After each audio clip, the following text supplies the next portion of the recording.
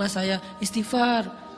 Saya kadang-kadang ngerasa nih, kalau ada dosa, ada kesalahan, ada kekeliruan yang saya lakukan misalnya gitu, kalau saya nggak kuat istighfarnya, bentar lagi akan diuji sama Allah.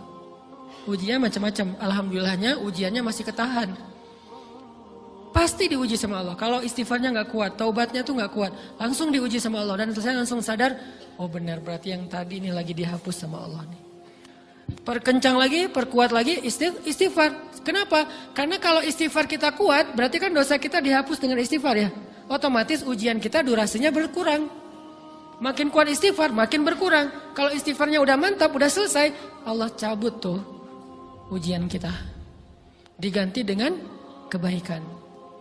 Jadi teman-teman, kita coba sadari, oh kalau Allah menguji saya, memang saya banyak dosa. Sebelum kita mencari kambing hitam, nyalahin orang lain, sebelum kita marah kepada orang lain, kadang wajar kita marah kepada orang lain gara-gara ucapannya, komennya, teks dari dia, wajar.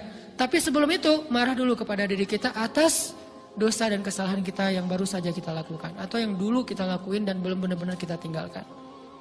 Kalau kita ngerasa banyak dosa di masa lalu sebelum kita taubat, hijrah, berarti mungkin itulah alasan kenapa sekarang kita diuji setelah hijrah. Kenapa agak-agak harus jungkir balik setelah kita hijrah. Kenapa harus sedikit berdarah-darah setelah kita hijrah. Anggap aja itu untuk mengkifarat, membersihkan dosa-dosa kita yang telah lalu. Supaya apa? Supaya kalau kita pulang kepada Allah, kita pulang dalam keadaan bersih. Dan itu pasti akan menjadi orang yang paling beruntung. Daripada nanti diberesin di akhirat, mending diberesin di dunia kan? Soalnya kalau diberesin di akhirat, itu lebih berat. Akhirat itu perlakuannya beda dengan di dunia. Di dunia kalau kita salah, akan dibalas oleh Allah. Kalau kita belum taubat, dibalas oleh Allah sama. Tapi di akhirat, ukurannya beda. Sehingga heran ya, kalau ada orang yang merasa beruntung lolos dari hukuman dunia, dia pikir dia udah lolos dari hukuman Allah, mending dia beresin deh di dunia daripada nanti di akhir berlarut-larut. Itu bahaya banget. Kalau buat saya pribadi dan saya yakin teman-teman juga kayak gitu, gak mau ada masalah di akhirat, mending masalah di dunia aja. Tapi masalah di dunia juga kita gak mau berlarut-larut, pengen cepat dimudahin sama Allah. Caranya istighfar. Tidaklah Allah memberikan kepada kita ujian kecuali salah satu alasannya pengen menghapuskan dosa.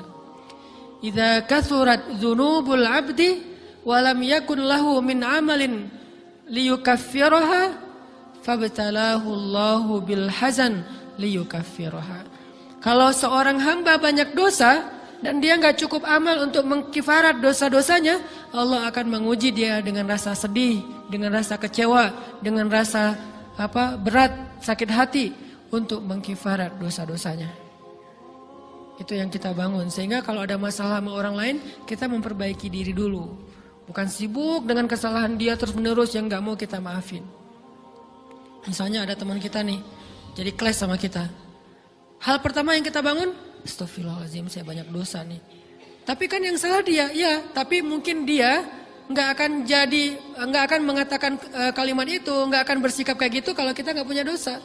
Allah sengaja mengutus dia untuk menguji kita lewat kata-katanya, lewat perilakunya, karena kita punya dosa. Jadi penyebab pertama diuji itu bukan teman kita yang salah, itu penyebab kedua. Memang dia salah dan itu harus kita akui, realistis lah. Dia salah, dia nggak pas, dia nggak bijak, dia apa? Oke. Tapi yang